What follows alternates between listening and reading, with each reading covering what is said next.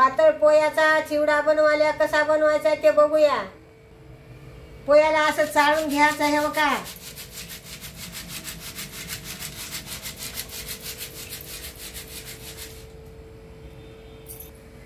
हे बघा एवढे पोळे चाळून घेतले। हे बघा एवढा मधात बुगा निघाला। हे बघा हे बघा हे मधात मटेरियल टाकायचं। बारीक मिरच्या चिरून घेतल्या, बारीक खोबरं चिरून घेतलं, कढीपत्ता घेतला, डाळवं घेतलं, काजूच्या खपल्या पण केल्या, शेंगदाणे घेतले।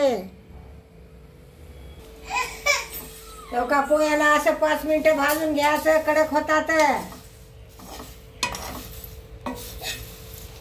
कमी गॅसवर भाजाले। कढईमध्ये 2 पळ्या तेल पण टाकलं। केवढ्या मोहऱ्या पण टाकाले। चमचभर जिरे टाकाले, हिंग टाकाले,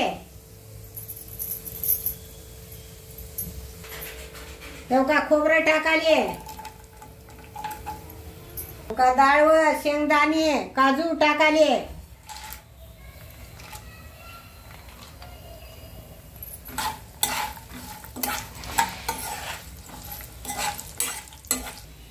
कढीपत्ता टाकाले,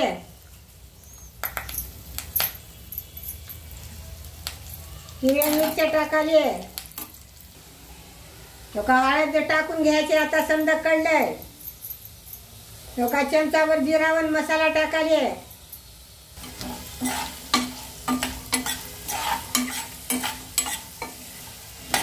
एक चमचा मीठ टाकाले। आता समजा कळलं, याच्यात पोहे पण टाकून घ्यायचे।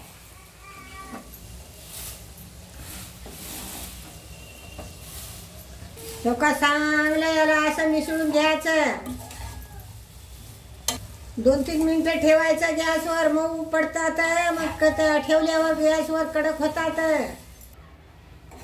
बारीक गॅसवर 5 मिनिटं ठेवलं होतं, आता कडक पण झाला। आता गॅस बंद करायचा।